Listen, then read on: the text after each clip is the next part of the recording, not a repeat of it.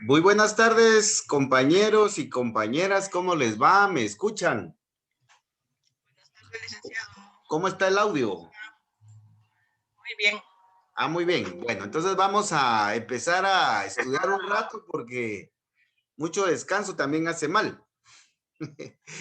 Bien, hoy vamos a finalizar de ver un tema que dejamos pendiente la semana pasada y que es importante para ir cerrando los conceptos que hemos estado construyendo, ¿verdad? Y ese tema es el que aparece titulado aquí en la diapositiva, que es precisamente el de los intervinientes en el proceso penal guatemalteco, ¿verdad? Aquí se los estoy poniendo con rojo y se los estoy subrayando. Entonces, el tema de hoy, y si podemos avanzar hacia las leyes penales especiales, también lo vamos a hacer, pues será el de los intervinientes en el proceso penal. Bueno, antes de empezar con este tema, pues quiero comentarles que estuve revisando la planificación semestral que iniciamos en noviembre del año pasado y a mí me parece que podemos finalizar el programa en los 6 meses que habíamos previsto.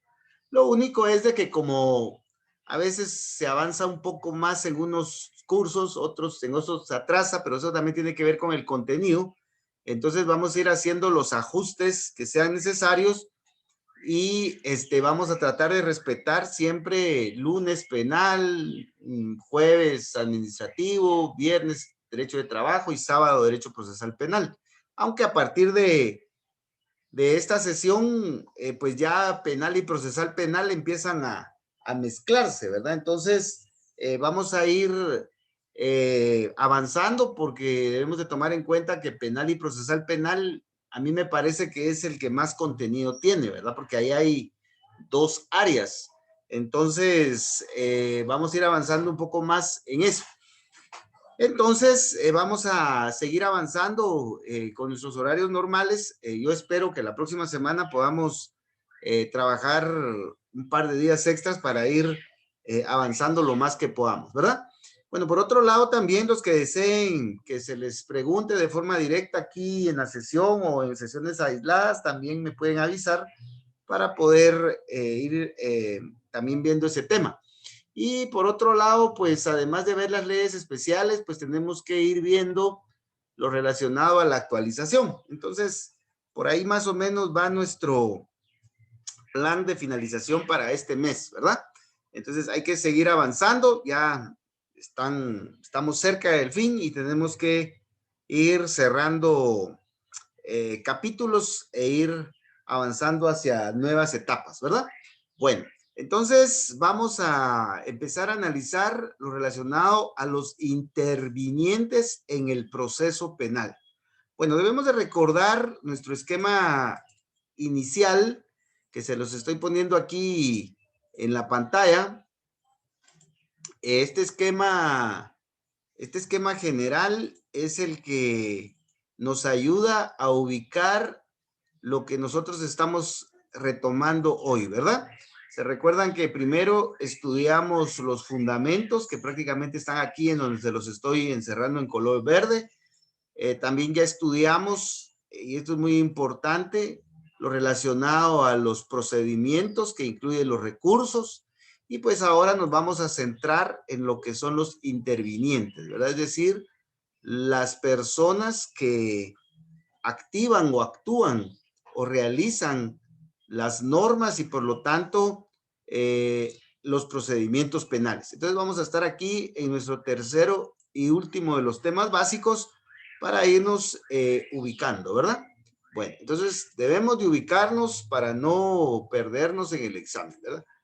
Bueno, entonces vamos a ver intervinientes y pues se recuerdan que hablamos de que los intervinientes pues son aquellas personas que cumplen con una función de las tres funciones esenciales que hay en el procedimiento común, como lo es la de acusar, la de defender o la de juzgar, ya sea que tengan la titularidad de esas funciones o bien apoyen a los titulares de esas funciones.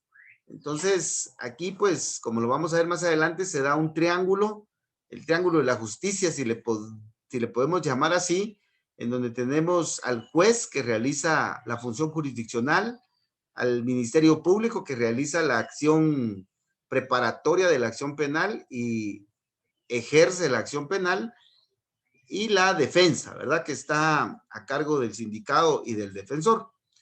Y aparte, pues al Ministerio Público lo puede apoyar la víctima o el agraviado que se convierte en querellante adhesivo y otros actores que aparecen ahí, ¿verdad? Entonces, los intervinientes en el proceso penal son los que aparecen en el triángulo de la justicia con una función especial de juzgar, acusar o defender, o bien ayudar a esos sujetos. Vamos a tomar en cuenta también de que en el caso de los testigos y los peritos, pues no son considerados intervinientes en el proceso penal, sino que son considerados órganos de prueba, están del lado de la prueba, ¿ya? Entonces, no confundamos esos dos ámbitos, ¿verdad? Entonces, aquí vamos a encontrar que los intervinientes en el proceso penal están los sujetos procesales y los auxiliares de los sujetos procesales. Dentro de los sujetos procesales tenemos a los esenciales, el juez, el Ministerio Público, el sindicado y el defensor, y los no esenciales, al agraviado, que se puede convertir en querellante adhesivo, y al tercero civilmente demandado en algunos casos, ¿verdad? Y también tenemos a los que ayudan a los sujetos procesales, como el caso del consultor técnico y la Policía Nacional Civil. Bueno, entonces este esquema que tenemos aquí pequeño, lo vamos a agrandar y lo vamos a nutrir de un poco más de información. Y aquí tenemos nuestro esquema que es un poquito más completo, ¿verdad? Entonces, es lo mismo, solo que aquí está en un diagrama diferente, ¿verdad?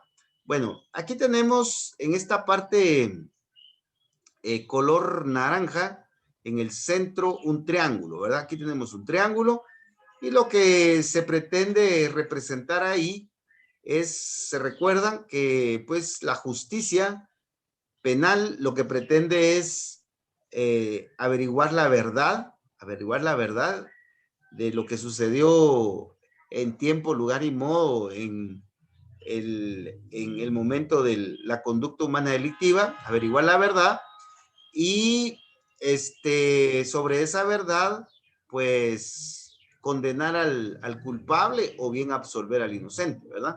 Pero no es suficiente con esa idea de que sobre la base de la verdad se debe de condenar al culpable y absolver al inocente, sino que también por el nivel técnico que ha alcanzado la justicia penal, pues debemos de aplicar lo que es el derecho penal, la teoría del delito, la teoría de la pena, y también debemos también tomar en cuenta el derecho procesal penal con toda la teoría del proceso penal. Entonces, estas reglas son las que le van a servir al Estado para averiguar la verdad y sobre la verdad administrar justicia, condenar al culpable y absolver al inocente. Entonces, esa es la idea que está aquí en este triángulo, ¿verdad? Y pues aquí tenemos una sala de debates en donde pues aquí se aplican tanto los conocimientos penales sustantivos como los conocimientos procesales penales, ¿verdad? Pero lo que nos trae a esta sesión es precisamente analizar a los intervinientes en el proceso penal, ¿verdad? A los intervinientes. Bueno, como les dije, los intervinientes se consideran intervinientes las personas que participan en el proceso penal, ya sea del lado de la acusación, ya sea del lado de la defensa, o bien del lado del juzgamiento, es decir, acusando, defendiendo o juzgando. Entonces, hay alguien que acusa, hay alguien que defiende, hay alguien que juzga y que decide. Entonces, Los que cumplen esos roles son a los que conocemos como los intervinientes, pero también se consideran intervinientes a los que ayudan a los que cumplen con esos roles, ¿verdad? Entonces vamos a encontrar que los que cumplen con esos roles son, por ejemplo, el Estado a través del juez penal cumple con la función jurisdiccional, artículo 203 y 204 de la Constitución. El Estado a través del juez penal cumple con la función jurisdiccional. El Ministerio Público cumple con la función de investigación y ejercicio de la acción penal y lo ayuda el querellante adhesivo, quien es precisamente la víctima. Y del otro lado tenemos que la función de defensa, la función de defender, la ejerce el sindicado y el defensor. Entonces aquí tenemos a los tres titulares de las funciones fundamentales de la justicia penal en Guatemala: el juez penal, el Ministerio Público y el sindicado y el defensor. Esos son los tres sujetos principales, ¿verdad? Pero a esos sujetos los pueden ayudar algunos otros, ¿ya? O pueden aparecer algunos otros intervinientes que se pueden ubicar sobre todo del lado de los acusadores o del lado de la defensa. Por ejemplo, aparece el querellante adhesivo, por ejemplo, que en este caso pues ayuda al Ministerio Público. También aparece el tercero civilmente demandado, que en algunos casos pues aparece del lado de la defensa. Y hay otros intervinientes como lo son la Policía Nacional Civil, que ayudan al Ministerio Público o bien ayudan al juez. Bueno, al Ministerio Público lo ayudan en el sentido de que, por ejemplo, en un allanamiento, pues se puede pedir auxilio a la Policía Nacional Civil para que se realice el allanamiento. O al juez lo ayudan con detener al sindicado. Entonces, la Policía Nacional Civil tiene ciertas funciones que van en función de apoyo al Ministerio Público o al juez, ¿verdad? Y en el caso de los consultores técnicos, que si bien es cierto, pues normalmente ayudan a la defensa, también lo pueden hacer con el querellante adhesivo. Ya, el consultor técnico puede ayudar a estos dos. Entonces, por favor, vayamos viendo aquí cómo es que se van distribuyendo los roles, los diferentes intervinientes, ya sea roles titulares o bien roles de apoyo, ¿verdad? Entonces, y hay otros que pueden estar y otros que no pueden estar, ¿verdad? Bueno, entonces, ellos son los intervinientes. Bueno, los intervinientes del proceso penal se clasifican en dos formas. Las primeras son los sujetos procesales. Ya, los sujetos procesales son los que tienen una función titular en una de las tres funciones fundamentales de la justicia. Entonces, el juez es sujeto procesal porque administra justicia. El Ministerio Público también es sujeto procesal porque investiga y acusa. El querellante adhesivo es sujeto procesal porque ayuda en la investigación al Ministerio Público y lo ayuda también en la acusación. El sindicado y el defensor, pues, defienden.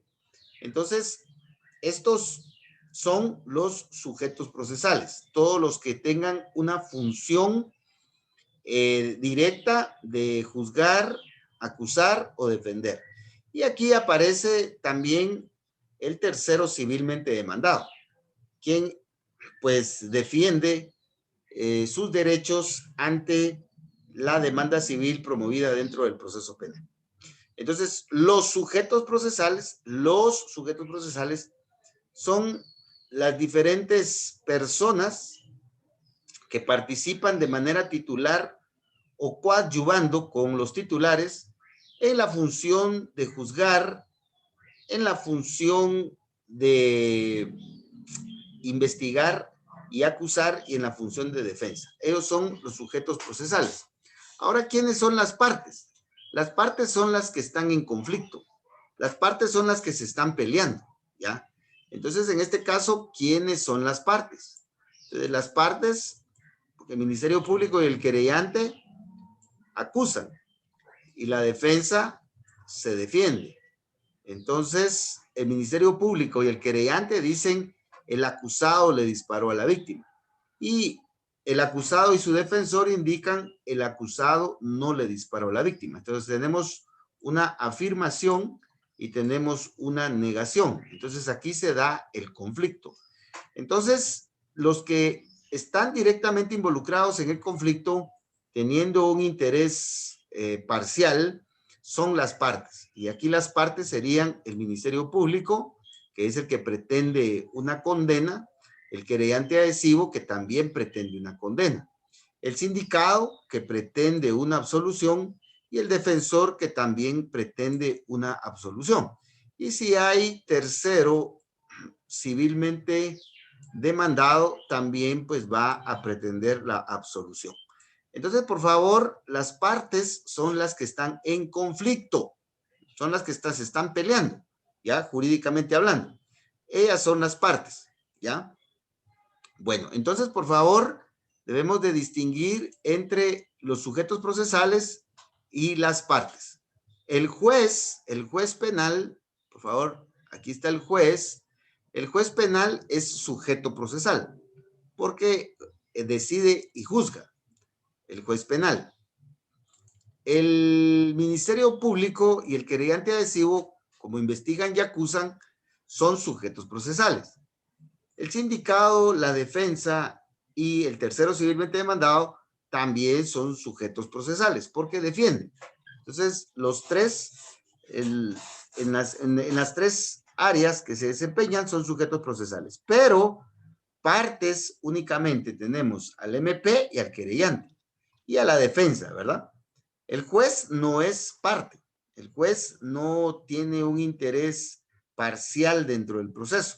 El juez va a impartir justicia de acuerdo a la ley. No está del lado de la defensa ni del lado de los acusadores. El juez debe de administrar justicia conforme a la ley. En ese sentido, pues podemos afirmar que todos son sujetos. Vamos a ver. Todas las partes son sujetos procesales, pero no todos los sujetos procesales son partes. Bueno, entonces, ¿por qué todas las partes son sujetos procesales? Porque acusadores y defensa, pues, cumplen una función dentro de la justicia penal. Entonces, son sujetos procesales, igual que el juez. Entonces, las partes son sujetos procesales. Pero todas las partes son sujetos procesales, pero no todos los sujetos procesales son partes. ¿Por qué no todos? Porque el juez penal no es parte. El juez penal solo es sujeto procesal, ¿ya? Por favor, para finalizar con este tema, podemos decir que el juez penal es sujeto procesal. Aquí lo vamos a poner, SP. El MP y el querellante son sujetos procesales. Y el defensor y el sindicado y el tercero civilmente demandado son sujetos procesales. O sea, los tres, todos ellos son sujetos procesales. Ahora veamos quiénes son parte. El juez no es parte. Los acusadores, es decir, el Ministerio Público y el querellante, sí son parte. El sindicado, el defensor y el tercero civilmente demandado también son parte. Ya, son parte. Entonces, por favor, veamos este juego de conceptos para que no nos equivoquemos, ¿verdad? Solo me hizo falta ubicar acá al tercero civilmente demandado. El tercero civilmente demandado aparece según sea el caso, ¿verdad? Bueno, entonces, por favor, ubiquemos estos detalles.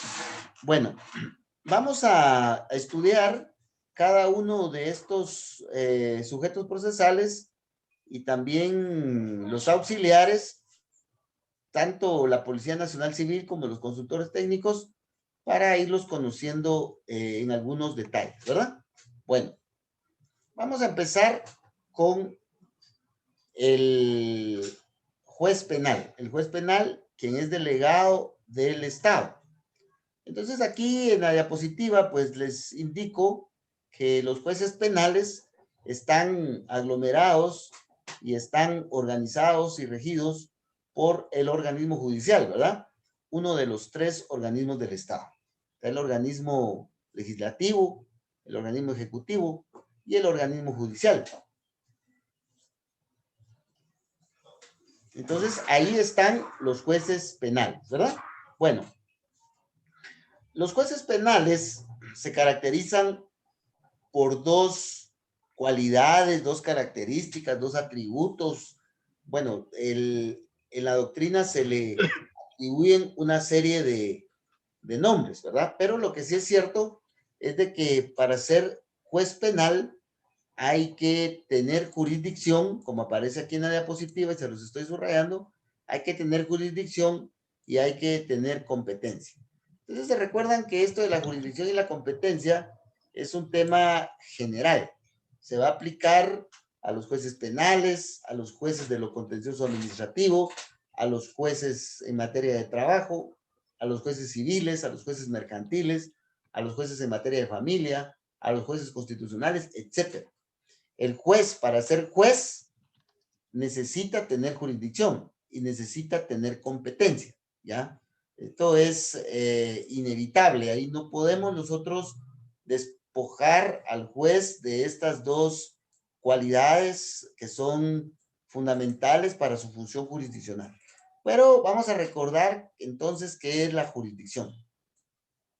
La jurisdicción, pues, es la facultad, es la atribución que tiene el juez para administrar justicia, ¿verdad? Esa es la jurisdicción. Entonces veamos, por favor, en el artículo 203 y 204 de la Constitución Política, y ahí dice que la justicia en Guatemala se imparte conforme a la Constitución y la ley, y que los tribunales son los que imparten esa justicia, ¿verdad? Entonces, la jurisdicción es la facultad que tiene el juez, es la atribución que tiene el juez para administrar justicia, de acuerdo a la Constitución y la ley, artículo 203, artículo 204 de la Constitución Política. Pues entonces, esta definición pues es ampliamente conocida por ustedes, pero sí hay que afinarla bien, explicarla y defenderla bien, ¿verdad? Entonces, por ejemplo, cualquiera de nosotros, pues no tiene jurisdicción, porque no podemos juzgar ni promover la ejecución de lo juzgado, porque todavía no tenemos jurisdicción, porque no somos jueces. Si fuéramos jueces, pues entonces tuviéramos jurisdicción. Entonces la jurisdicción le da al juez la facultad o atribución de administrar justicia, ¿verdad? Conforme a la ley. Bueno, la jurisdicción le da al juez ciertas facultades especiales, ¿verdad? Las que hemos conocido como la notio, la coertio, la judicium y la vocatio, ¿verdad? Es decir, la facultad que tiene el juez para conocer, notio, para convocar, vocatio, para juzgar, judicium, para coaccionar, coertio, y para ejecutar, executio. Entonces, ahí tenemos nosotros esos 5 elementos: la facultad de conocer, convocar, obligar, juzgar y ejecutar. Bueno, si veamos la Constitución Política, el Código Procesal Penal, En el artículo 37 dice, corresponde, dice, a la jurisdicción penal el conocimiento de los delitos y las faltas. Entonces subrayen ahí, conocimiento. ¿Qué elemento tenemos ahí? La facultad de conocer, la notio, ¿verdad? La notio. Los tribunales tienen la potestad pública con exclusividad para conocer de los procesos penales. Decidirlos, es decir, juzgar, ahí tenemos la judicium, decidirlos, estamos en el 37 del Código Procesal Penal, y ejecutar sus resoluciones. Entonces ahí tenemos la ejecución, ¿verdad? La ejecución. La jurisdicción penal se extenderá a los hechos delictivos cometidos en el territorio nacional, en todo o en parte, o aquellos cuyos efectos se produzcan en él.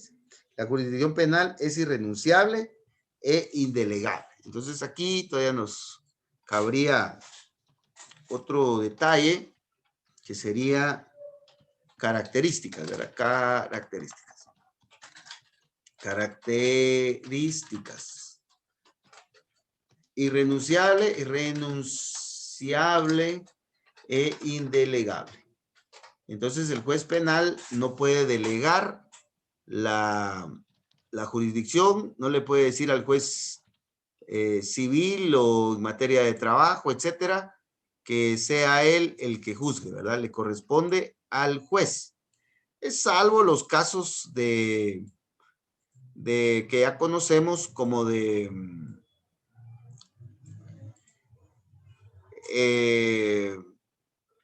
del exhorto, del suplicatorio o bien del despacho, ¿verdad? Que en ese caso, pues, se puede delegar, pero porque la ley lo autoriza, ¿verdad? Pero es porque la ley lo autoriza. Bueno, entonces, ahí tenemos la facultad de conocer, de juzgar y de ejecutar. Bueno, la facultad de convocar, un ejemplo lo podemos encontrar en la citación, ¿verdad? En el 173, porque el juez puede llamar al proceso a cualquiera de las personas y eso lo puede hacer a través de la citación o bien de la orden de aprehensión, por ejemplo. En el caso de la coerción, debemos de tomar en cuenta de que todos estamos obligados a obedecer a los jueces penales. Dice el artículo 9, dice los funcionarios y empleados públicos guardarán a los jueces el respeto y consideración, dice. Las órdenes, resoluciones o mandatos de los mismos dicten en ejercicio de sus funciones serán acatadas. Artículo 9, ¿ya?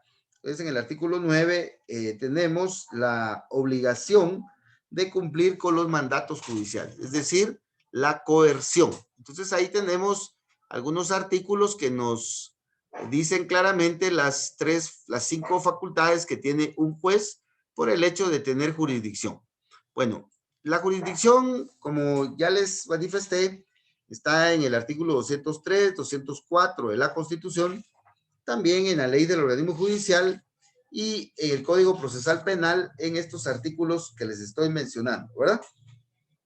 Bueno, la jurisdicción es irrenunciable, ¿verdad?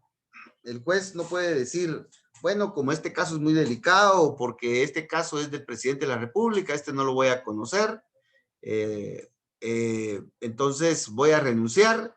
Entonces, en este caso, pues el juez debe de conocer y decidir, ¿verdad?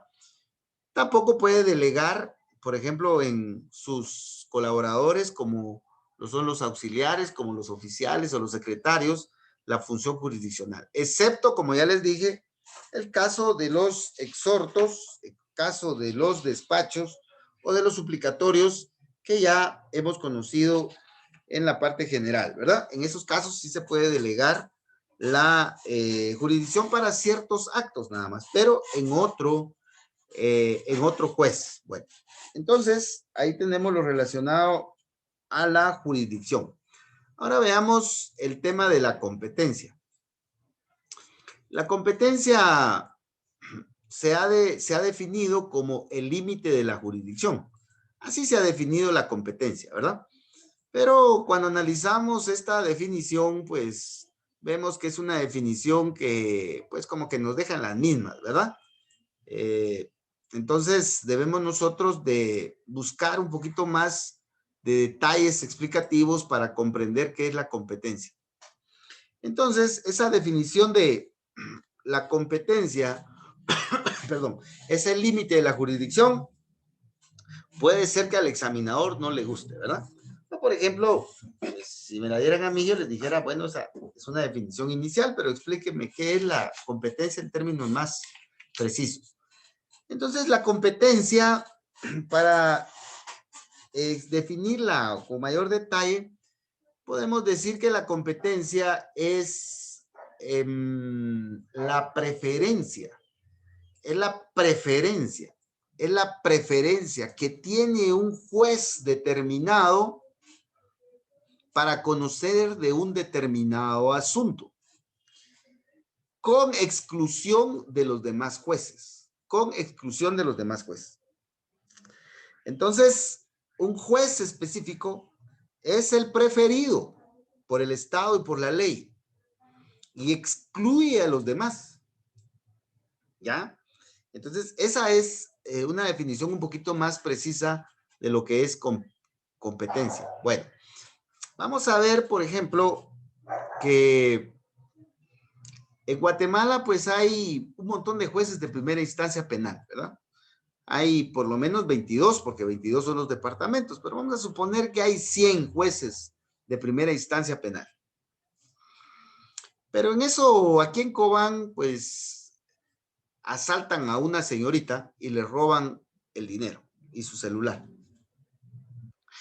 Entonces, la competencia implica que ese caso que ocurrió aquí en Cobán, en la zona 2, ese caso concreto, debe de ser conocido por un juez específico. No va a ser conocido por los 100 jueces, sino que de esos 100 jueces, uno va a conocer y la ley ya lo señaló y los demás van a quedar excluidos, ¿ya? Entonces, de esos 100 jueces, uno es el preferido y ese uno es el juez de primera instancia penal de Alta Verapaz. Entonces, no puede conocer el de Baja Verapaz, el de Petén, el de Izabal, el de Quiché, el de Huehue, el de Xela, el de la capital del mundo, el de la ciudad de Las Palmeras. No. O sea, todos esos jueces quedan excluidos. El preferido por la ley es el de Alta Verapaz. ¿Por qué? Porque aquí ocurrió el hecho. Entonces, en donde ocurre el hecho es un criterio de competencia. Pueden haber 1000 jueces, pero uno es el preferido.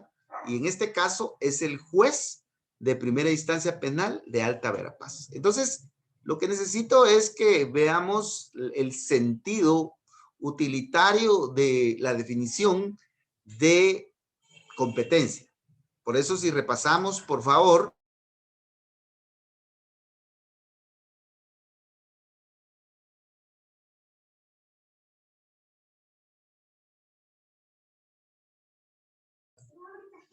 Entonces, veamos, por favor, dice, competencia es la preferencia de un juez específico para que conozca de un caso específico bajo ciertos criterios establecidos, con exclusión de los demás. Pueden haber 1000, pero solo uno es el preferido, porque hay ciertos criterios que lo ubican a él como preferido.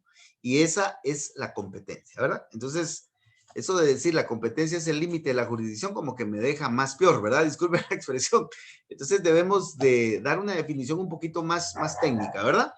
Entonces, un juez, para ser juez, va a tener jurisdicción, que es la facultad de juzgar y promover la ejecución de lo juzgado.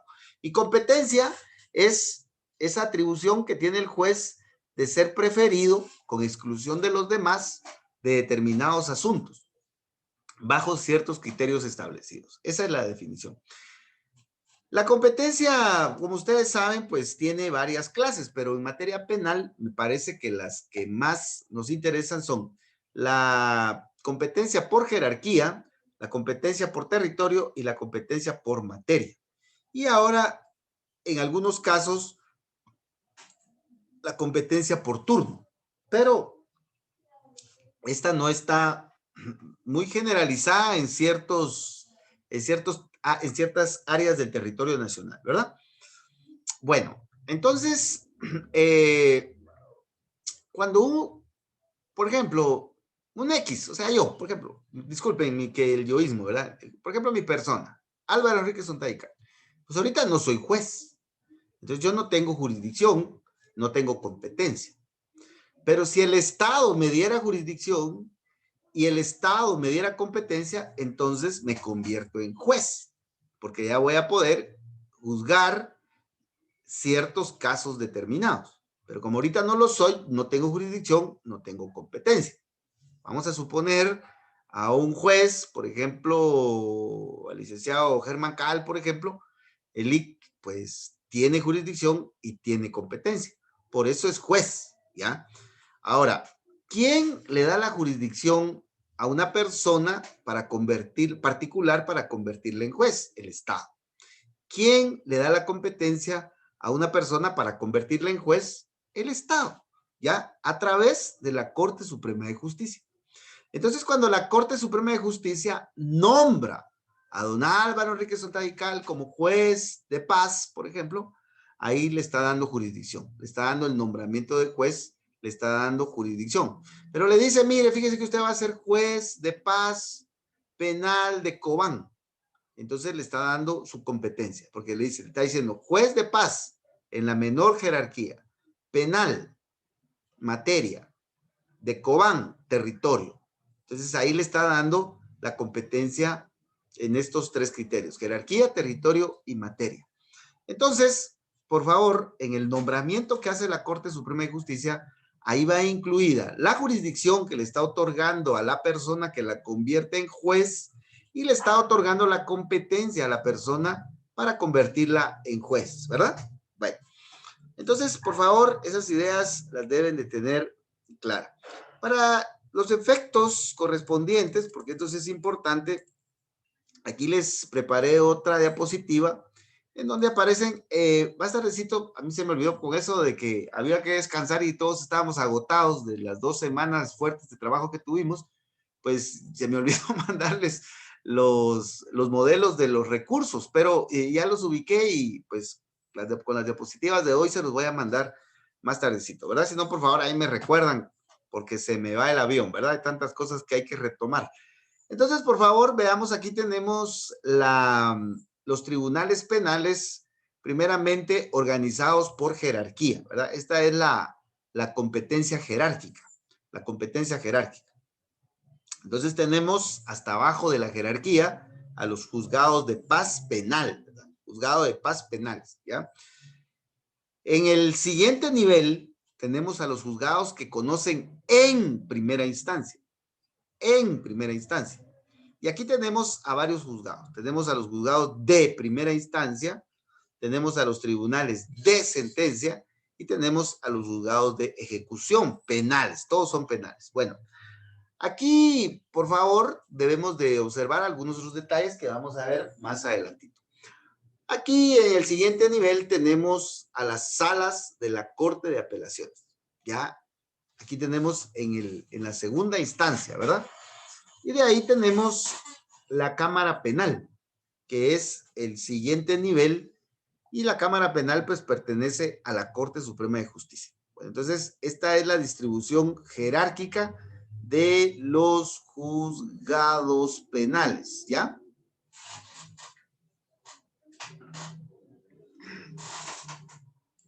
Bueno, entonces, por favor, aquí podemos hacer nosotros diversos análisis. El juez de paz tiene jurisdicción y competencia. Los jueces que conocen en primera instancia tienen jurisdicción y competencia. Las salas de la Corte de Apelaciones tienen jurisdicción y competencia. Y la Cámara Penal tiene jurisdicción y competencia, ¿verdad? Bueno, ahora veamos lo siguiente.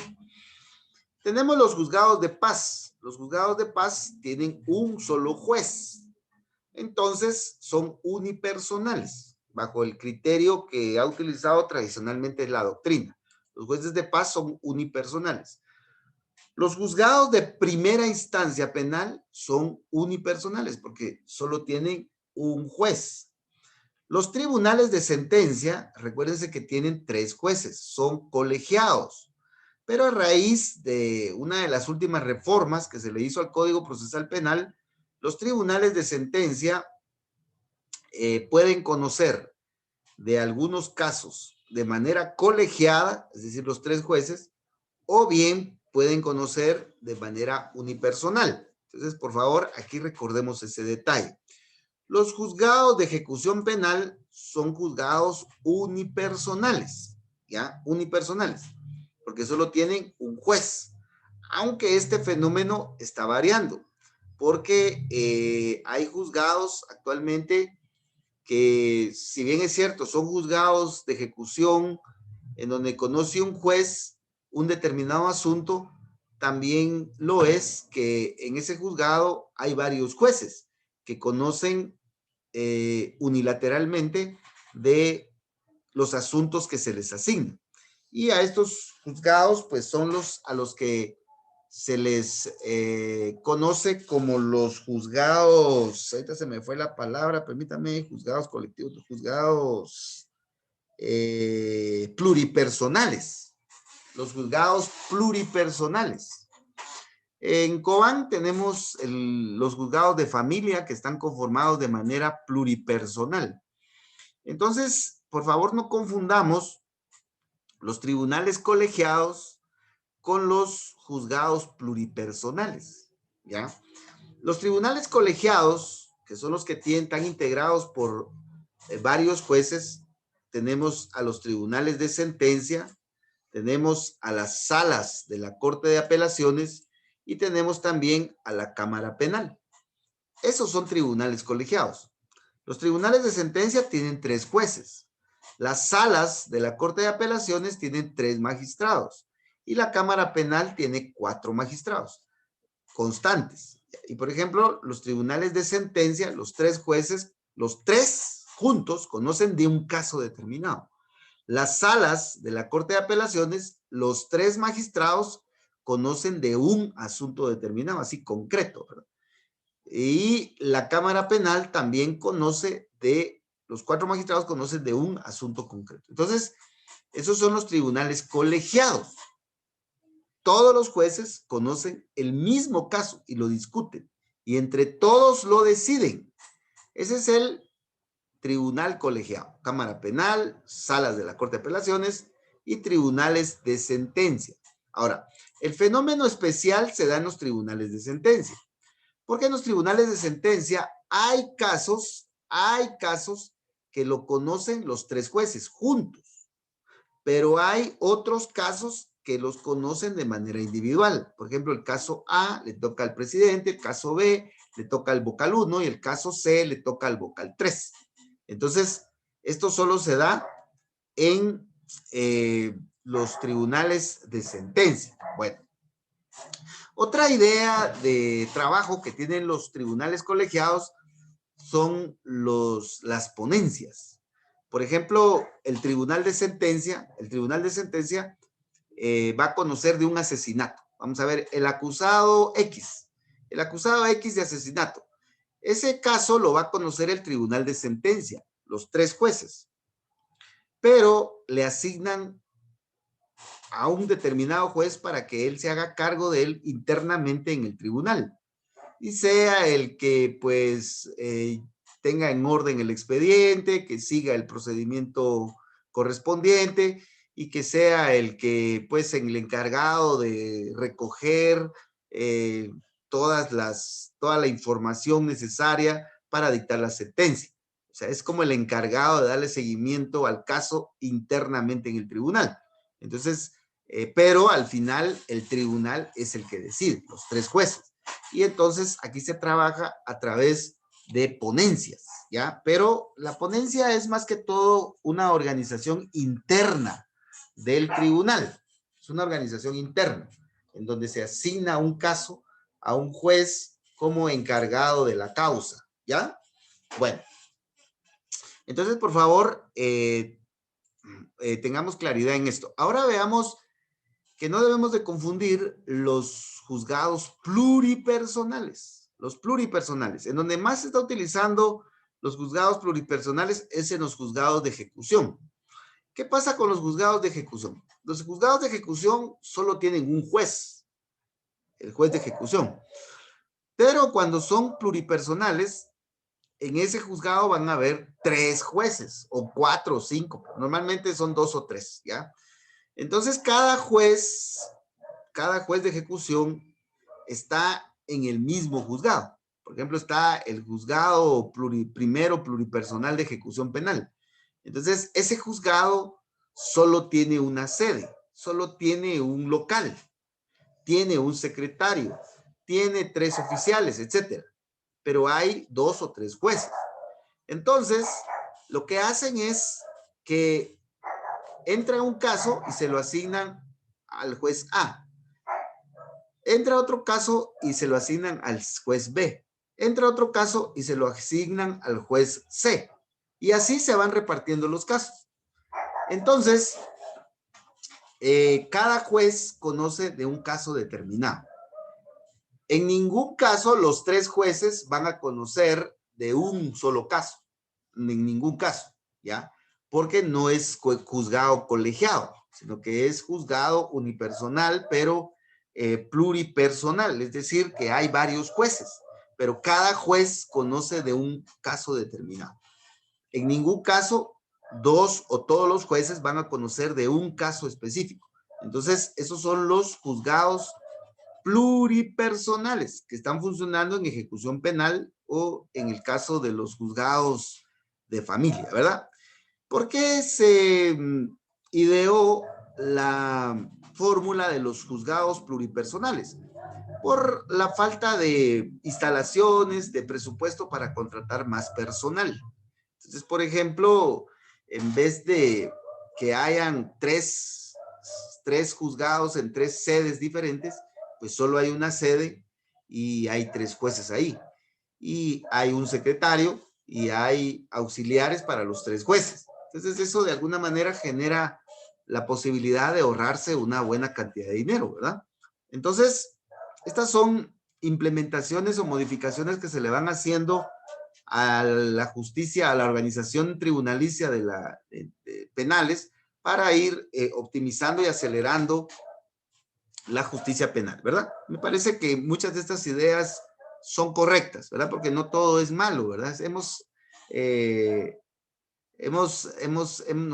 hemos creado la idea de que todo lo que hace la administración pública es malo, es corrupto. No, no es así. Yo creo de que hay que ser racionales, hay que ser objetivos, imparciales, y me parece que hay ideas que son muy buenas y que se han implementado, ¿verdad? Sin lugar a dudas, hay buenos funcionarios que pues cumplen con su función, ¿verdad? No todo lo que sucede en la administración pública es malo, si no estuviéramos peor, ¿verdad? Entonces me parece que aquí hay muchas ideas que han sido buenas, ¿verdad? Bueno, entonces, por favor, veamos cómo se conforman los juzgados y los tribunales penales. Bueno, ahora veamos otra idea. Se tiene la errónea idea, por ejemplo, que los tribunales de sentencia son de superior jerarquía a los juzgados de primera instancia. Y no es así.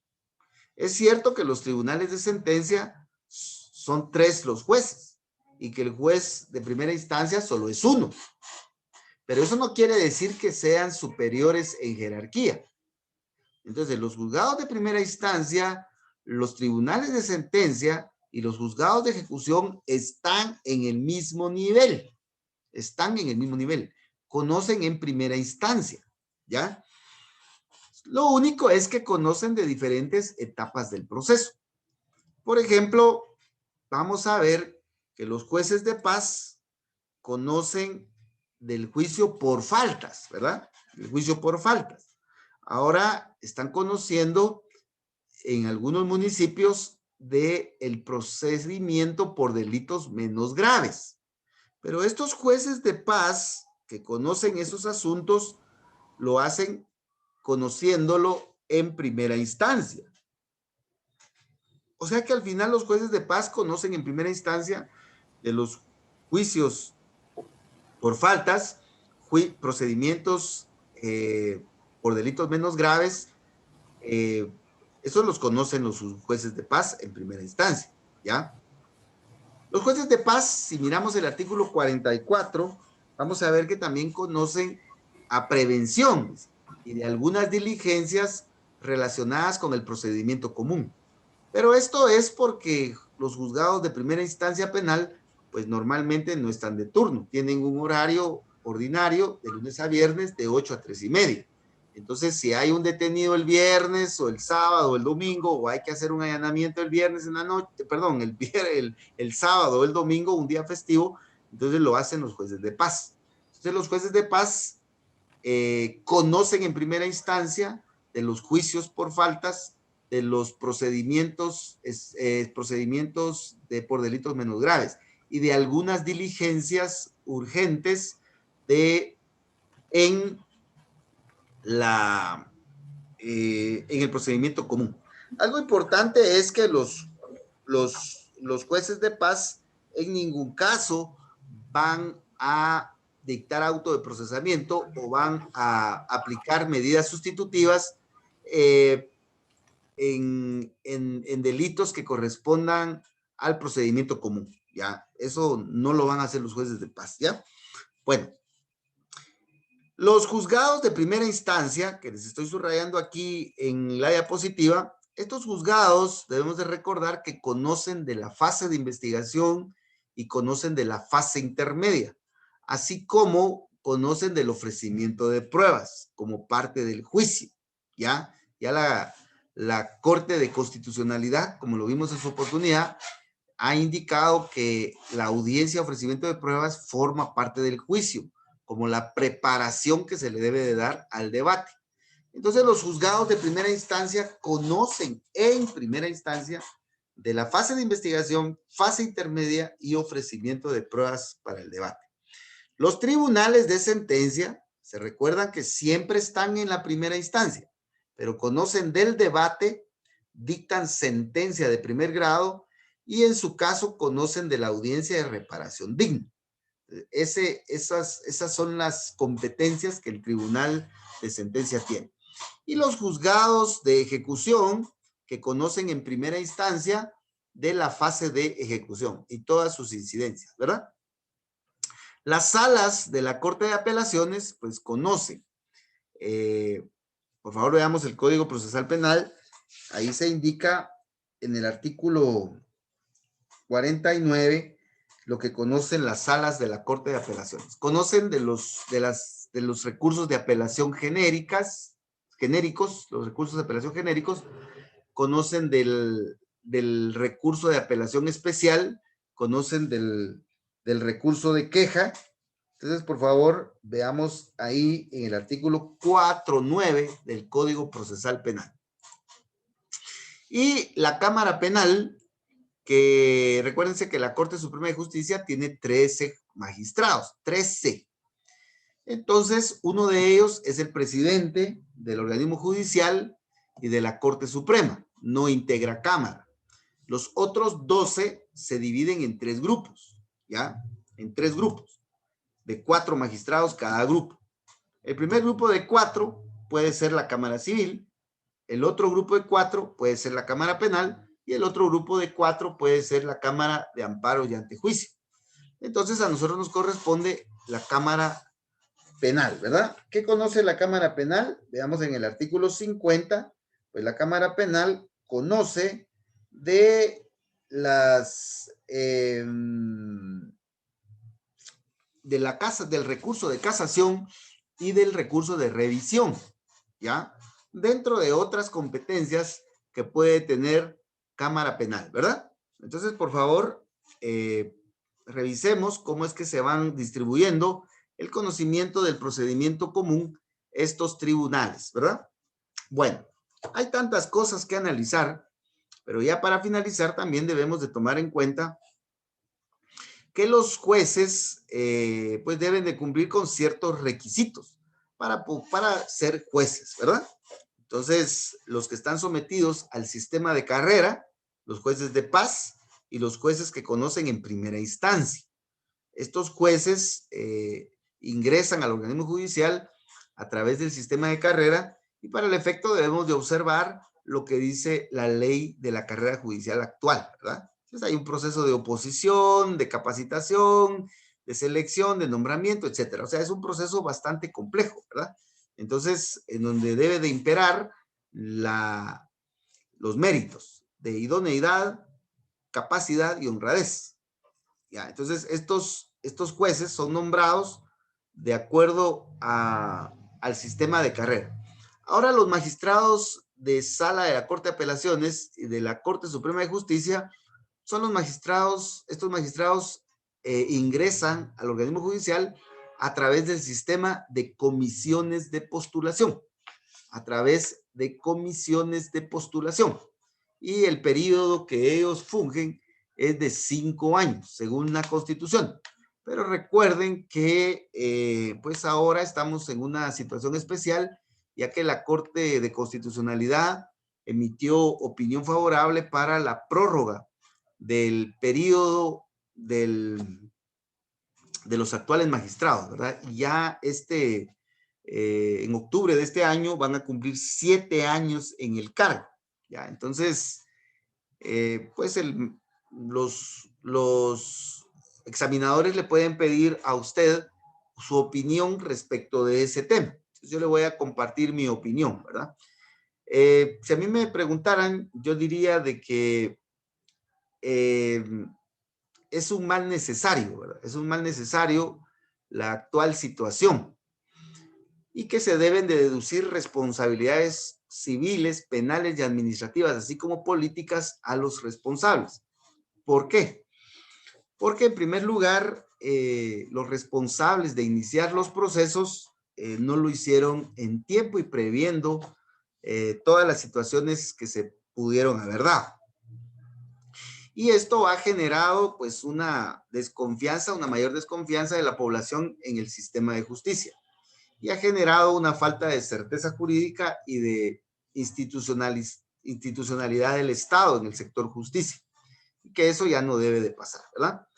Entonces, en mi opinión, eso es un mal mensaje para nuestra vida jurídica y social y que también, pues, en este caso, el Congreso de la República debiera de analizar la situación para implementar la legislación correspondiente y evitar que esto suceda nuevamente, ¿verdad? Porque es muy malo que ya pues se haya vencido el periodo y hace casi 2 años y que las mismas autoridades sigan fungiendo en el poder sin haberse realizado los procesos democráticos en tiempo. Entonces, así muy rápida, pues esa sería mi opinión. Yo no sé, usted pues tiene que llevar una idea de qué podría opinar respecto de la situación que estamos viviendo actualmente, ¿verdad? Es lógico de que ya dada la situación, pues tenía que prorrogarse el periodo de los actuales magistrados, pero no debió suceder, ¿verdad? Y creo que entre más tiempo avanza, ahí sí que es peor la situación y no se ve por ningún lado que esta situación vaya a cambiar en el corto plazo. Lo que se ve es que cada segundo que pasa, los que han manipulado este proceso, pues nos siguen ganando la partida a los que aspiramos a la construcción de un país democrático y republicano, ¿verdad? Pero bueno, esto pues hay que verlo por el momento como algo académico y tratar de preocuparse por eso en este momento, ¿verdad? Bueno, entonces, por favor, tenemos que ver eso también en este esquema, ¿ya? Bueno, esta es la competencia jerárquica. Ahora veamos que cada competencia jerárquica está relacionada con la competencia territorial. Veamos que los jueces de paz normalmente conocen a nivel municipal, es decir, la circunscripción municipal de acuerdo a la división administrativa de nuestro territorio nacional. Los juzgados que conocen y tribunales que conocen en primera instancia normalmente conocen a nivel departamental, normalmente porque hay excepciones. Por ejemplo, en municipios grandes como Coatepeque, como Santa Lucía, Cochumalguapa, Misco, Villanueva, Amatitlán, algunos municipios grandes o que tienen mucha conflictividad penal, pues en esos municipios, o por el caso de San Pedro Carchá, por ejemplo, hay juzgados de primera instancia que conocen de algún o algunos municipios, ¿ya? De algún o algunos municipios, no necesariamente todo el departamento, ¿verdad? Pero esa es la excepción. Normalmente los juzgados de primera instancia, tribunales de sentencia y juzgados de ejecución conocen de un departamento.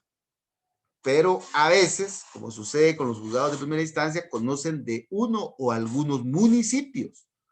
O a veces, como por ejemplo los juzgados de ejecución, conocen de algunos departamentos, son regionales. Pero la regla general es que sean departamentales. Las salas de la Corte de Apelaciones, la regla general es que sean regionales. Por ejemplo, las salas, la sala sexta de la Corte de Apelaciones Penales que está aquí en Cobán, pues conoce de Alta Verapaz, Baja Verapaz, Ixcán, ¿verdad? Es regional. Pero también encontramos, por ejemplo, en la ciudad de Guatemala, que hay salas que tienen una circunscripción más reducida, ¿verdad? Y la Cámara Penal, que pues conoce a nivel nacional todos los recursos de casación, todos los recursos de revisión, los conoce la Cámara Penal. Los conoce la Cámara Penal, porque su competencia es territorial, ¿verdad? Bueno, de ahí tenemos, por favor, la competencia de acuerdo a la materia.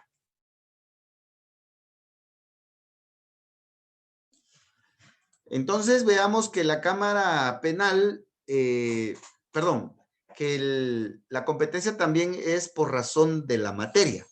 Y en este caso, pues nuestra materia sería la materia penal, ¿verdad? Los jueces conocen de materia penal delitos y faltas. Y algunos juzgados, especialmente en los juzgados de paz, que conocen por razón de turno, porque siempre están de turno las 24 horas, los 7 días de la semana, los 365 días del año, pues normalmente pues ellos conocen de todo lo que ocurra en horarios en donde los juzgados de primera instancia no están funcionando. Pero, por ejemplo, en departamentos como el de Guatemala, el de Quetzaltenango y otros, en donde hay jueces de primera instancia de turno. Entonces, pues también la competencia puede ser por turnos, ¿ya? Bueno, para ir cerrando este tema del OJ, porque hay mucho que estudiar, aquí tenemos que estudiar la Constitución Política, la Ley del Organismo Judicial, el Código Procesal Penal y la Ley de la Carrera Judicial, como aparece aquí en el artículo 37 en adelante, ¿verdad? Bueno, veamos entonces que los jueces, cuando son nombrados, pues ahí adquieren jurisdicción, ¿verdad?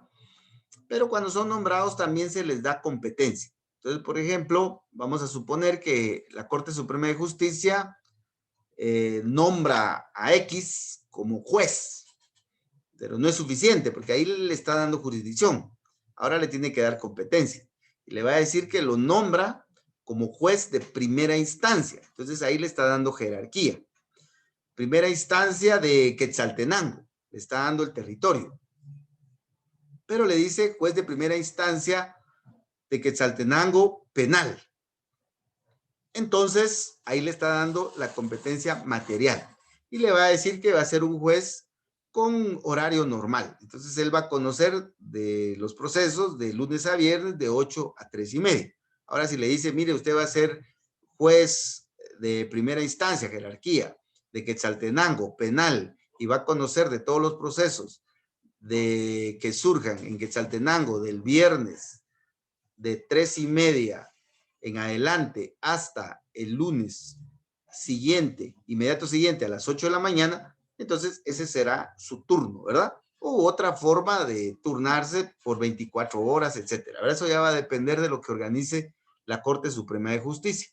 Bueno, entonces, la Corte Suprema de Justicia cuando nombra a un juez le da jurisdicción y ahí le debe dar su competencia, juez de paz, de SENAU, por ejemplo, penal y si es por turnos, ¿verdad?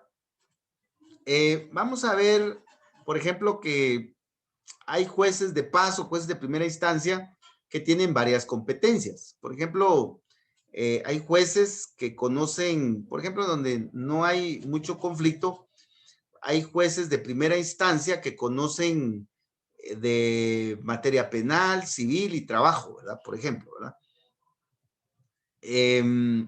O bien hay jueces de paz que solo conocen materia penal o hay jueces de paz que conocen de materia penal y civil o de trabajo también. Por ejemplo, veamos el caso de Cobán. Veamos el caso de Cobán. En el caso de Cobán tenemos dos juzgados de paz. Tenemos dos juzgados de paz. Está el juzgado de paz penal, el juzgado de paz penal de Cobán, Alta Verapaz. La jueza de paz ahí es la licenciada Jacqueline Mesa, si no estoy mal, y queda aquí frente al Peñascal, como lo conocemos, o frente al Ix, ¿verdad? O cerca de la oficina, dicen los muchachos, ¿verdad? El punto está de que ese es el juzgado de paz penal de Cobán, Alta Verapaz. Entonces, la jueza, la licenciada Mesa, es la que conoce de toda la competencia penal de ese juzgado, lo que suceda en Cobán. Pero tenemos también el juzgado de paz civil de Cobán, Alta Verapaz, que está a cargo de la licenciada Karen Sarj, si no estoy mal. Entonces, ella conoce de asuntos civiles a nivel del municipio, ¿verdad? Entonces, tenemos dos juzgados de paz. Y así pudieran haber, si fuera tanta la conflictividad aquí en Cobán, pudiera surgir juzgado primero de paz penal, juzgado segundo de paz penal, juzgado tercero de paz penal, pero solo hay uno, ¿verdad? Pero en la ciudad capital, en otros municipios pueden haber muchos más juzgados de paz, ¿verdad? Bueno, ahora veamos el caso de los juzgados de primera instancia. En Alta Verapaz tenemos 4 juzgados de primera instancia que conocen en materia penal. Tenemos el juzgado primero de primera instancia penal y de narcoactividad de Alta Verapaz. Y la jueza ahí es la licenciada Úrsula Magnolia.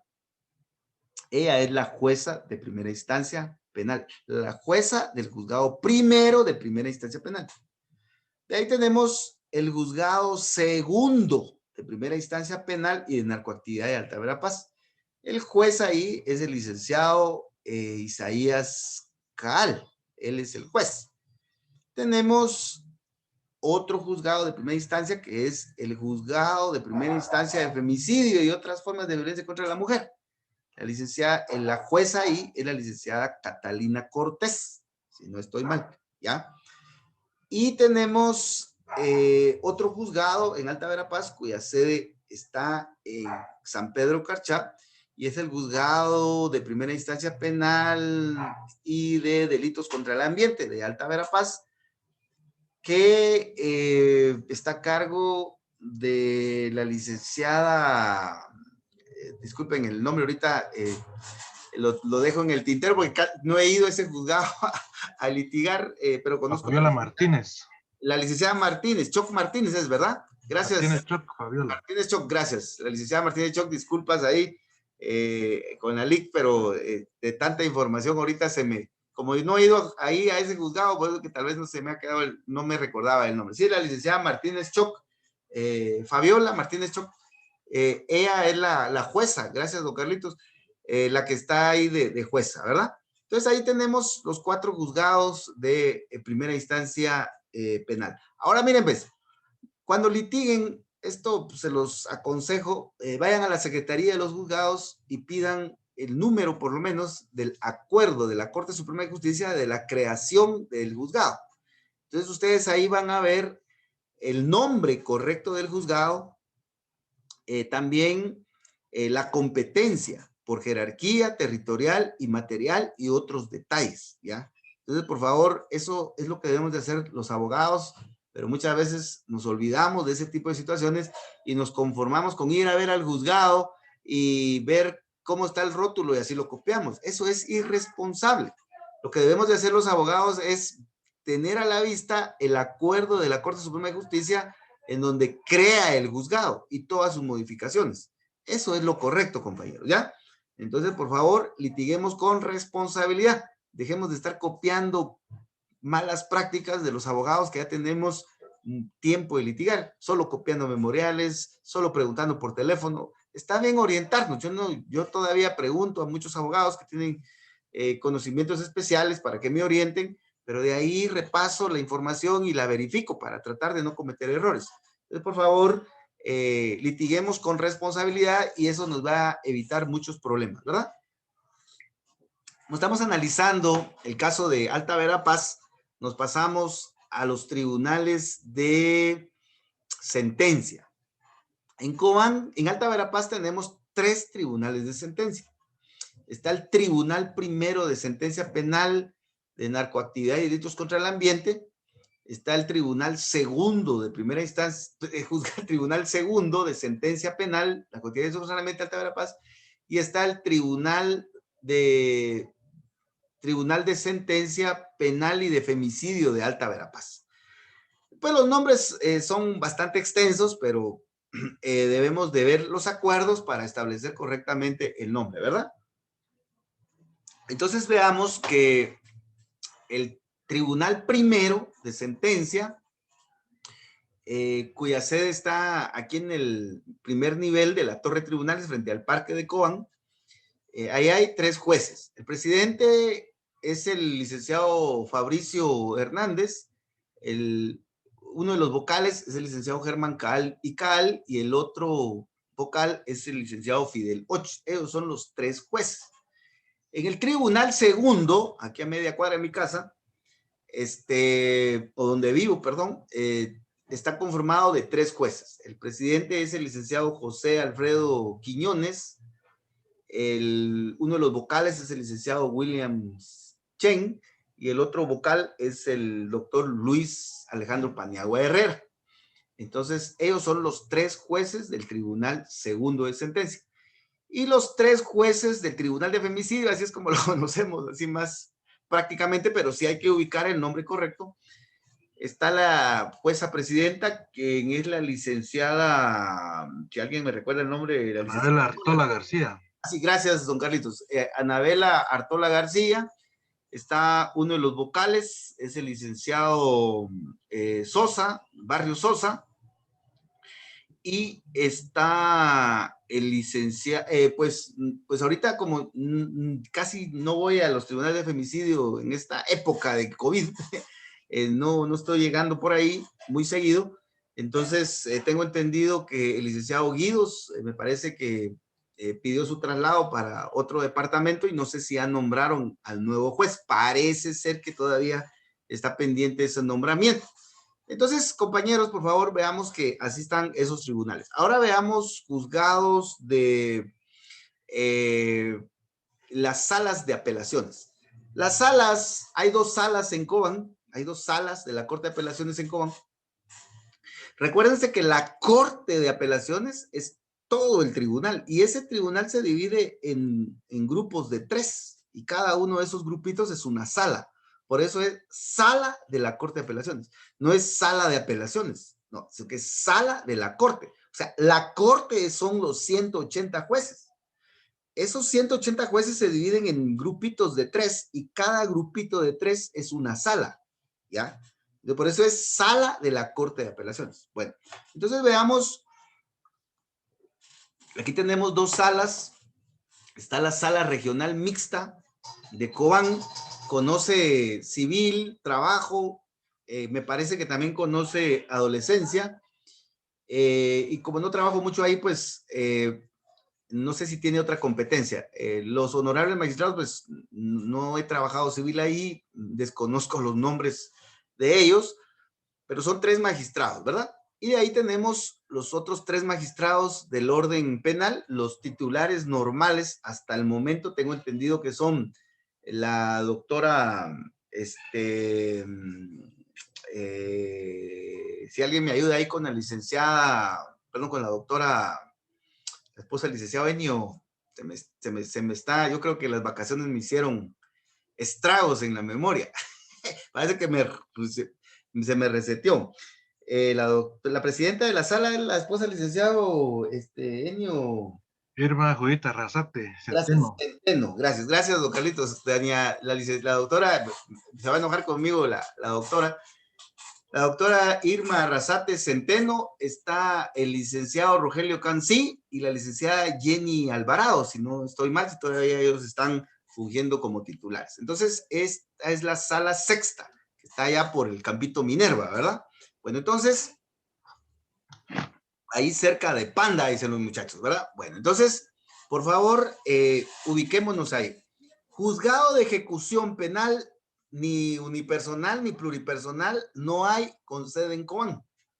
El que tiene competencia para conocer de Alta Verapaz, dicen los capitalinos, es el que está en Chiquimula, en la Perla de Oriente, ¿ya? Entonces ahí está el juzgado de ejecución pluripersonal que conoce para Alta Verapaz. Y la Cámara Penal, que estaba conformada por 4 magistrados, pues, con nombre y detalle, ¿verdad? Bueno, entonces, por favor, eso lo debemos de tener claro para ir comprendiendo el tema de la jurisdicción y la competencia. Este tema es muy amplio y tiene muchos otros detalles, pero me parece que con eso podemos defender el examen técnico profesional. Bueno, entonces vamos a pasar ahora a los otros sujetos procesales. Tenemos al Ministerio Público, ¿verdad? Entonces el Ministerio Público, se recuerdan que está en el artículo 251 de la Constitución Política, también está en su ley orgánica del Ministerio Público y está en el Código Procesal Penal. Ahí está regulado el Ministerio Público. El Ministerio Público, pues lo vamos a ver con mayores detalles en las leyes orgánicas, pero para plantear las ideas más importantes acerca del Ministerio Público, tenemos que el Ministerio Público es una entidad con funciones autónomas, que tiene a su cargo el ejercicio de la acción penal, es decir, de la acusación, pero también tiene a su cargo la preparación, es decir, la investigación, ¿ya? Entonces el Ministerio Público es una entidad. Hay un artículo en la ley orgánica del Ministerio Público que es el artículo 5, que muchos lo invocan los fiscales en las audiencias, que indica que en donde haya un funcionario del MP está representada toda la institucionalidad del Ministerio Público, ¿ya? Es decir, que si está el agente fiscal fulano de tal, ahí está representada la institucionalidad del Ministerio Público. Si hay un auxiliar fiscal allá procesando la escena de crimen, pues ahí está la institucionalidad del MP. En cada uno de los fiscales está representada toda la institucionalidad del Ministerio Público. A mí me parece que ese artículo 5 es muy importante. Bueno, hay mucho que hablar también del Ministerio Público, hay mucho, pero lo que nos interesa por el momento es quiénes son los que van a las audiencias o manejan los casos técnicamente hablando. Entonces el Ministerio Público tiene hasta arriba, como lo vimos en administrativo, al fiscal general y jefe del Ministerio Público, ¿verdad? Que es la doctora Porras, ¿verdad? Consuelo Porras.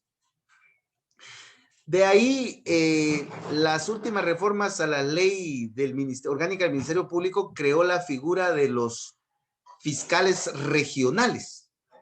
Tengo entendido que hasta el momento me parece que todavía esa figura no se ha consolidado del todo, ¿verdad? Pero lo que sí es cierto es que los que se han mantenido, pues han sido los fiscales distritales. Son los fiscales encargados de las oficinas a nivel departamental, a nivel regional, pero sobre todo a nivel departamental, ¿verdad? Son fiscales que llevan aspectos administrativos, pero también pueden asistir a los procesos, ¿verdad? Pero eso ya depende de la organización interna, ¿verdad? También el Ministerio Público tiene agentes fiscales. Los agentes fiscales son los encargados de dirigir la investigación de la fase intermedia, de ir a los debates y de manejar las impugnaciones y las ejecuciones.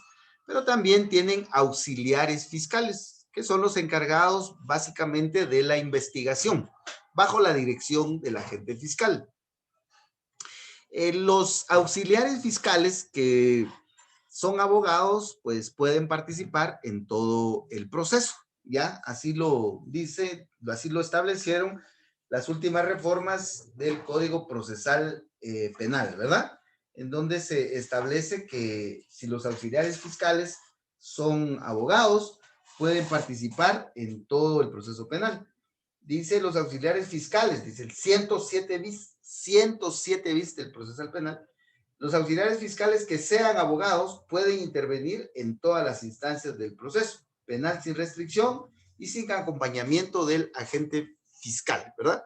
Entonces, hay auxiliares fiscales que no son abogados, entonces solo se encargan de la fase de investigación, de la fase operativa, siempre bajo la dirección del agente fiscal.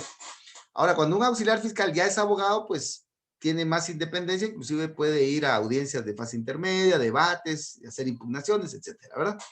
Entonces, no confundamos la figura del auxiliar fiscal con el agente fiscal, o a veces también se confunde auxiliar fiscal con fiscal auxiliar. También se confunde, es auxiliar fiscal. Él es el funcionario del que estamos hablando, ¿verdad? También hay otras categorías que se han creado en el Ministerio Público como el fiscal especial, ¿verdad? Son fiscales que conocen de determinados casos en determinadas materias que por política criminal el Ministerio Público estructura, ¿verdad? Pero eso ya forma parte de la organización interna del Ministerio Público, que eso es lo que más nos interesa por el momento. Entonces, por favor, quedémonos con las siguientes ideas. El que dirige todo el proceso es el agente fiscal, que debe de ser obligatoriamente abogado, ¿verdad? Bueno.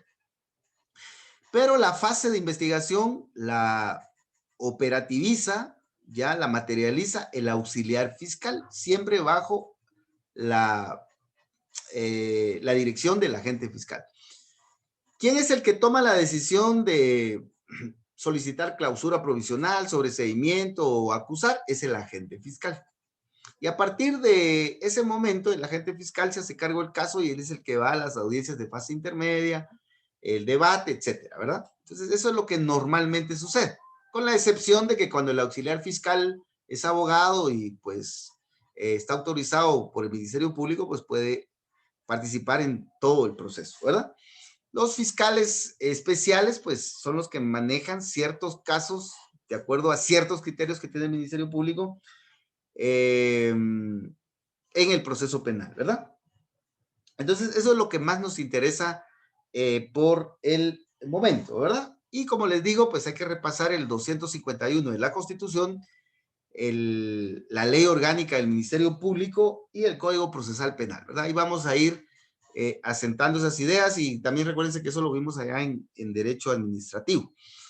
Ahora veamos el otro sujeto procesal, quien es el querellante adhesivo. Bueno, aquí pues vamos a tomar en cuenta el artículo 116 y el 116 al 123.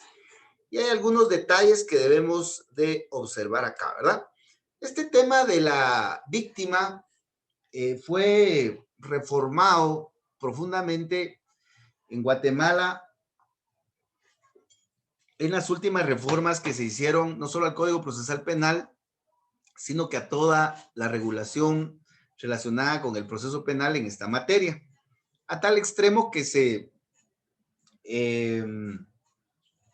creó una institución para apoyar a las víctimas, así como se apoya al sindicado, ¿verdad? Entonces, aquí han habido reformas un poco profundas. Entonces, la primera que me parece es importante que mencionemos es la que se refiere al artículo 5 en el segundo párrafo, en donde aparece que la víctima o el agraviado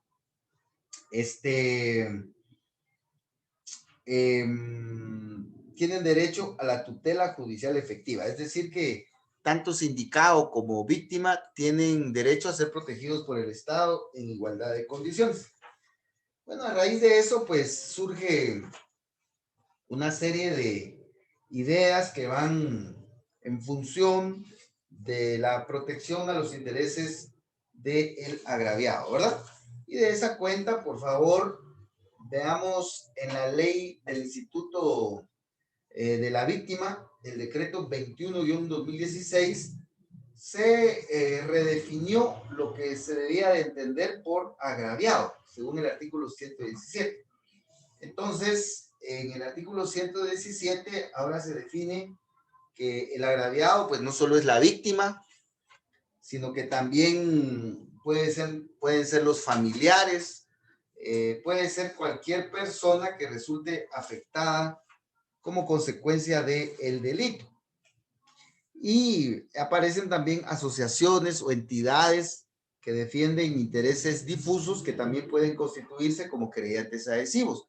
Fue lo que pasó, por ejemplo, con la CICIG en su momento, con Madres Angustiadas, con Mirna Mac, todas esas entidades que tienen intereses de defensa hacia cierta parte de la población víctima de delito, ¿verdad? Entonces, el concepto de agraviado, agraviado ha crecido mucho, ¿verdad?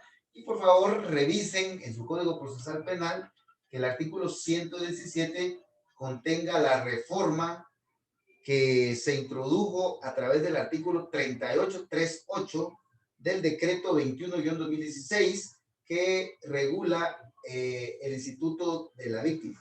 Bueno, entonces esa es otra idea, ¿verdad? Primero la tutela judicial efectiva, la ampliación del concepto de agraviado y por favor, otra idea importante es que no confundamos a la víctima que se convierte después en querellante adhesivo con el abogado. Aquí son diferentes, ¿verdad? Bueno, los que trabajan en el sistema de justicia pues lo tienen claro, pero los que no, por favor, no confundamos a la víctima o querellante adhesivo con el agraviado. La víctima o querellante adhesivo es el afectado por el delito, ¿verdad? Y que la ley lo reconoce como tal en el artículo 117. El abogado es el profesional que lo asesora, lo dirige, lo auxilia, lo orienta para poder defender sus intereses de una manera técnica dentro del proceso penal. Entonces, no confundamos víctima o querellante adhesivo con el abogado. Bueno, otra idea importante aquí es que la víctima es la persona que ha sido afectada por el delito y que la ley reconoce como tal, según el artículo 117 del Código Procesal Penal. Pero esa víctima o agraviada, esa persona víctima o agraviada, aquí por favor vamos a poner víctima o agraviada. Víctima o agraviada que se convierte en querellante adhesivo o adhesiva, vamos a ver que, permítanme,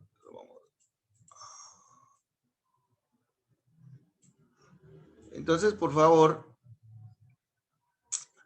veamos lo siguiente. La víctima o agraviada es la persona que es afectada por el delito y que está reconocida como tal en el artículo 117 del Código Procesal Penal. Entonces, por ejemplo, hay un homicidio y mataron al marido, ¿verdad? Entonces, la agraviada en este caso sería la esposa de él, ¿ya? Entonces, la esposa puede decir, bueno, yo no quiero involucrarme mucho, no tengo tiempo, no tengo dinero y además no quiero problemas. Entonces, yo me quedo nada más como agraviada. Entonces, la señora puede ser agraviada y quedar en esa categoría. Esto implica de que tiene ciertos derechos, algunos derechos, ¿verdad? Por ejemplo, tiene el derecho de que se le notifique, veamos el artículo 310 del Código Procesal Penal, que se le notifique el resultado de la investigación o de las decisiones que toma el Ministerio Público. Tiene el derecho también de ir a las audiencias y que se le escuche, simplemente, ¿verdad? Que se le escuche. Tiene el derecho también a aparecerse en el debate si desea, y inclusive reclamar la reparación digna, siendo agraviada, ¿verdad? Pero hasta ahí no más. Ahora, si la agraviada quiere tener mayor intervención, tener mayor incidencia en el proceso, puede constituirse como querellante adhesivo o adhesiva, ¿ya? Entonces, ya como querellante adhesiva, pues la persona, la esposa, ¿verdad? Que ya no solo es agraviada, sino que ahora es querellante adhesiva, pues va a tener mayor intervención. Resulta que va a poder llegar a las audiencias, va a poder intervenir como lo hace el defensor y el Ministerio Público, va a poder interrogar, va a poder emitir conclusiones, va a poder presentar recurso de apelación, apelación especial, casación, va a poder aportar pruebas, medios de investigación, va a poder oponerse al Ministerio Público, o sea, va a tener mayor incidencia. Entonces, esa es la diferencia entre ser simplemente agraviada que querellante adhesiva. Querellante adhesiva es tener mayor incidencia, tener la facultad de interrogar, concluir, aportar pruebas, presentar recursos, interrogar a los testigos, a los peritos, etc. Entonces, pero para ser querellante adhesivo o querellante adhesiva, la parte agraviada o la persona agraviada necesita de un abogado, necesariamente como lo dice la ley del organismo judicial. ¿Ya? Entonces, la esposa del muerto es la agraviada y además se constituyó como querellante adhesiva, pero necesita de un abogado que la oriente, ¿ya? Entonces, por favor, no confundamos esto. Ahora, la esposa del fallecido, si quiere ser querellante adhesiva, lo debe de pedir ante el juez y le debe de pedir la intervención al juez.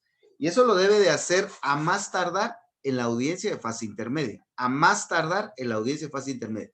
Si pasa la audiencia de fase intermedia y no ha solicitado su intervención como querellante adhesiva, la esposa del fallecido solo puede ser agraviada, pero no querellante adhesiva, ¿ya?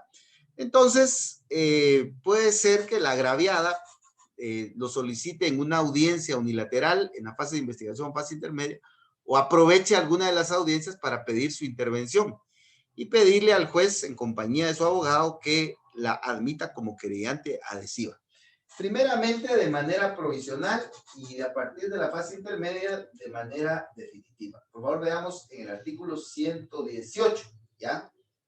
Bueno, entonces, por favor, veamos esta diferencia. Ahora, hay dos detalles más. Como la querellante adhesiva, esa parte necesita de abogado. Entonces puede contratar a un abogado privado. ¿Ya? Un abogado X va a ser el abogado de la querellante adhesiva. Y, o bien puede auxiliarse de uno de los abogados del instituto de la víctima, que fue creado ese instituto a través del decreto 21/2016. Y recientemente, hasta el año pasado apenas, empezó ya a funcionar este instituto. Es bastante nuevo, ¿verdad? Entonces, pero poco a poco va a ir llegando a la población.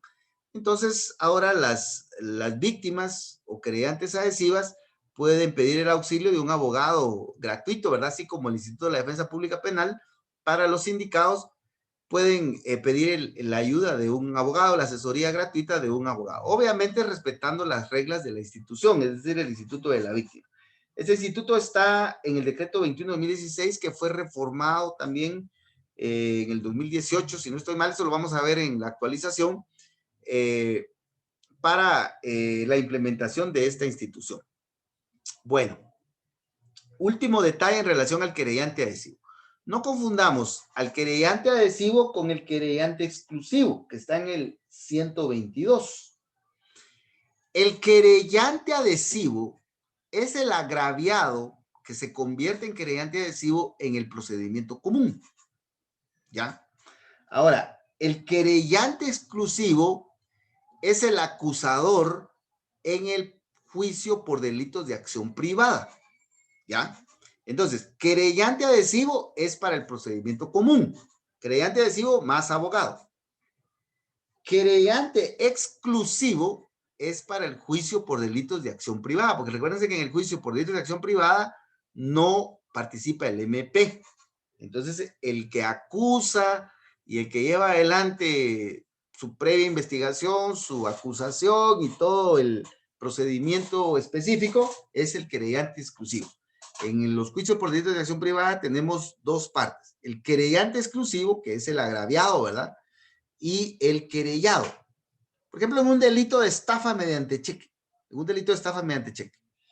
El estafado, ¿ya? El que fue al banco y fue a cobrar y no tenía fondos del cheque, él va a ser el querellante exclusivo y va a tener su abogado, ¿verdad? Y el estafador, por decir algo así muy utilitario, que nos sirva, es el querellado, ¿ya? Es decir, el dueño de la cuenta, el del cheque que no tuvo fondos, ¿ya? Entonces también va a tener su abogado, o sea, el querellado va a ser querellado, va a ser acusado y puede ser auxiliado por un abogado privado o un abogado del Instituto de la Defensa Pública Penal, ¿verdad? Entonces, por favor, ahí no nos perdamos con esas ideas, ubiquémonos bien, ¿ya?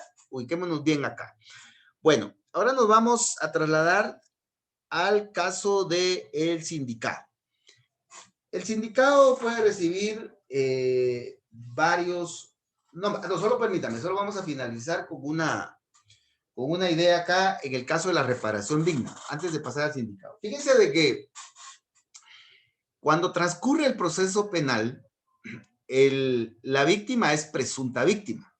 ¿Por qué? Porque cuando hay condena y hay reparación digna, en esa reparación digna se confirma a la presunta víctima como víctima. Veamos el 124. La reparación digna dice tiene derecho a que tiene derecho la víctima comprende la restauración del derecho afectado por el hecho delictivo que inicia con reconocer a la víctima como persona con todas sus circunstancias como sujeto de derechos contra quien recayó la acción delictiva.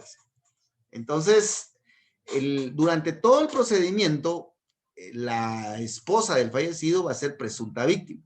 Y es hasta en la reparación digna en donde ya se le confirma su estatus de víctima, ¿ya? Ese es otro detalle conceptual dentro del proceso que no hay que perder de vista, ¿verdad? Bueno, ahora veamos, por favor, el lado de la defensa. El sindicado recibe varios nombres dependiendo de el avance del proceso, ¿verdad? Entonces, veamos en el 90 o 92, ahí aparece la denominación, dice SIPA, sindicado, imputado, procesado o acusado. Sindicado cuando se le señala, simplemente se le señala. Imputado, antes se utilizaba la palabra imputación, pero ahora es intimación. Es cuando se le formulan los cargos en la primera declaración. Entonces ahora ya no es imputado, sino que es intimado, ¿verdad? De intimación, de atribución de cargos. Acusado, que es cuando el Ministerio Público formula acusación. Procesado es cuando se le dicta auto de procesamiento, ¿ya? Pero hay otras denominaciones, por ejemplo, aprehendido, que es cuando se ejecuta la orden de aprehensión en contra de él. Detenido, que es cuando está ya directamente en proceso de consignación y de limitación de sus derechos. Está también el procesado, está el preso, que es cuando está detenido. Tenemos también la denominación de sentenciado, que es cuando ya se ha dictado sentencia. También tenemos el condenado, que es cuando ya tiene una condena ya fijada por un tribunal. El absuelto es cuando ya la sentencia fue absolutoria. Tenemos también el recurrente, si es que es el sindicado, es el que plantea el recurso. El apelante, que es el que plantea la apelación, si es que fue el sindicado. El casacionista, quien es el que presenta el recurso de casación. El reo, que normalmente es el que está cumpliendo condena, ¿ya? Entonces, el liberado es el que ya, pues, obtuvo su libertad. Entonces, el sindicado puede recibir varios nombres dentro del proceso penal dependiendo de la etapa y del estatus que haya adquirido durante las etapas procesales. Entonces, yo lo que les recomiendo es que durante su examen traten de utilizar la denominación que corresponda en cada etapa, ¿verdad? Eso va a enriquecer bastante su vocabulario y le va a agradar al examinador. Entonces, esa es la recomendación, ¿verdad? El imputado, sindicado, procesado es el titular de los derechos que deben de respetarse en el proceso penal, ¿ya? Entonces, el sindicado tiene una serie de derechos en toda la legislación que el Estado debe de respetar, el Ministerio Público y todos deben de respetar si lo van a investigar, si lo van a juzgar, como dice el artículo 4 de la Constitución. Y el 4 del Código Procesal Penal y 12 de la Constitución, que dice que nadie puede ser condenado si antes no ha sido citado, oído y vencido en proceso legal. ¿Y cuál es el proceso legal? Veamos el artículo 4 del Procesal Penal y dice que nadie puede ser condenado sino con el irrestricto respeto de todos sus derechos y garantías. Ya, sé que si se le violenta una garantía, no puede ser condenado. Eso viene a raíz de las detenciones ilegales, de la obtener e incorporar prueba ilegal, etc. Ese tipo de situaciones que se pueden dar dentro del proceso y que la defensa normalmente hace valer, ¿verdad? Bueno, el sindicado tiene un derecho importante que es el derecho a un abogado. El abogado debe de ser un profesional egresado de una de las distinguidas universidades del país, colegiado en el honorable e ilustre Colegio de Abogados y Notarios, y estar activo, es decir, tener todas sus colegiaturas, cuotas y requisitos cumplidos en el Colegio de Abogados y en todas las instituciones que afectan el ejercicio de la profesión, ¿ya? Bueno, entonces el abogado tiene la obligación de defender los derechos del sindicado. El abogado defensor no tiene la obligación de que lo absuelvan, de que lo dejen libre, no, esa no es obligación del abogado. El abogado tiene la obligación de que se respeten los derechos del sindicado. Si dentro de esos derechos está que lo dejen libre, pues lo tiene que abogar, ¿verdad? Pero lo contrario, no, ¿verdad? No es función del abogado llevar testigos falsos, falsificar pruebas y llevarlas, porque ese es o hablarle al auxiliar fiscal para que lo ayude en audiencia. Eso es ilegal. No comprometamos a los colegas o a los amigos o a los compañeros de la U, ¿ya? Entonces, por favor, recuérdense que ahí en el Código Penal hay varios delitos que podemos cometer los abogados y uno de ellos es estar buscando mecanismos ilegales para defender a un sindicado. Eso ya no está dentro de las facultades del abogado, ¿verdad? Entonces, por favor, dimensionemos bien nuestra función para no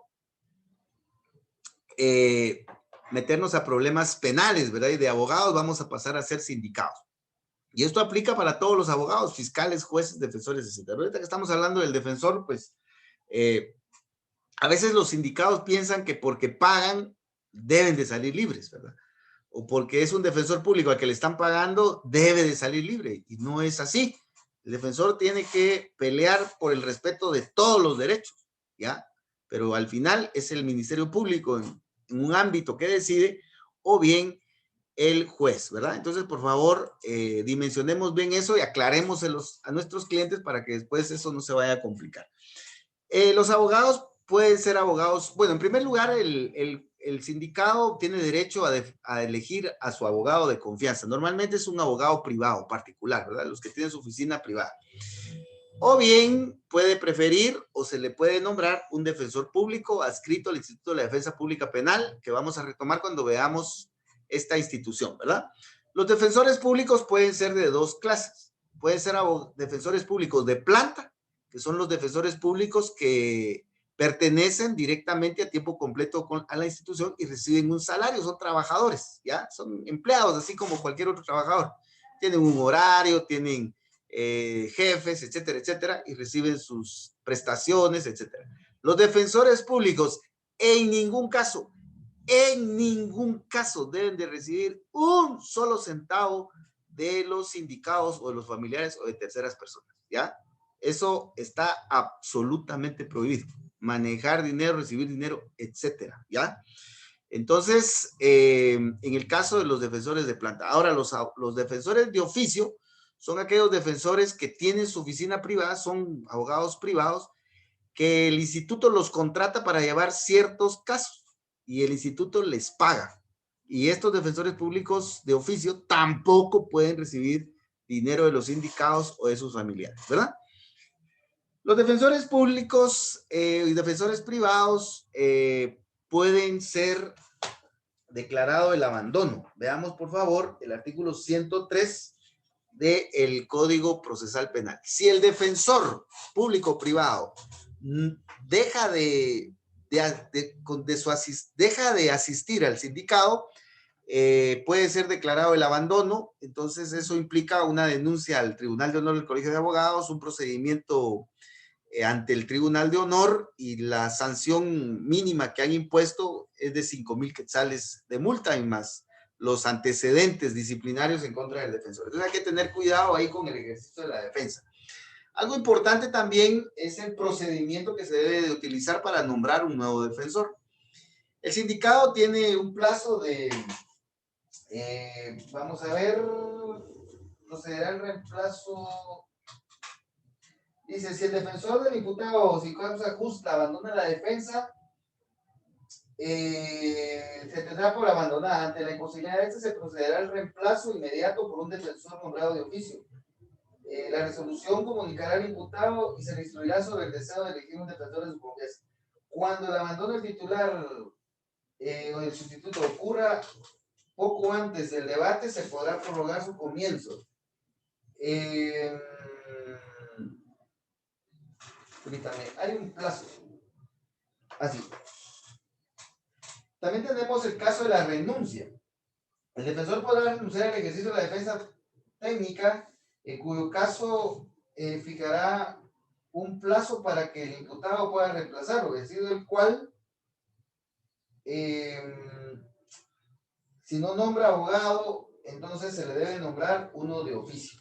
Entonces, aquí tenemos dos figuras: la renuncia del abogado y el abandono del abogado defensor. La renuncia del abogado defensor es cuando el abogado dice, no, yo ya no puedo, ya no quiero, ya no ni deseo seguir siendo abogado del sindicato. Entonces se le da un plazo al sindicato para que nombre uno de su confianza. Y si no nombra uno de su confianza, pues se le nombra a un defensor público. O el abandono, cuando el abogado no llega, entonces el juez declara el abandono, certifica lo conducente al Tribunal de Honor y le pregunta al sindicato si desea nombrar un abogado de su confianza o le nombra uno de oficio, sino que le nombra un defensor público, ¿verdad? Bueno, en ningún caso los abogados públicos podemos defender simultáneamente con un abogado privado. Eso es ilegal, ¿verdad? Bueno, para finalizar, por favor, veamos el caso del tercero civilmente demandado. El tercero civilmente demandado es un sujeto procesal que interviene solo en algunos casos, solo cuando la ley lo llama. Este es el caso que aparece para los hechos de tránsito. Por ejemplo, cuando hay un hecho de tránsito y resulta que el propietario del vehículo es el papá que le prestó el vehículo al hijo, y el hijo iba manejando, pero se excedió en la velocidad y atropelló a una persona y le causó desafortunadamente la muerte.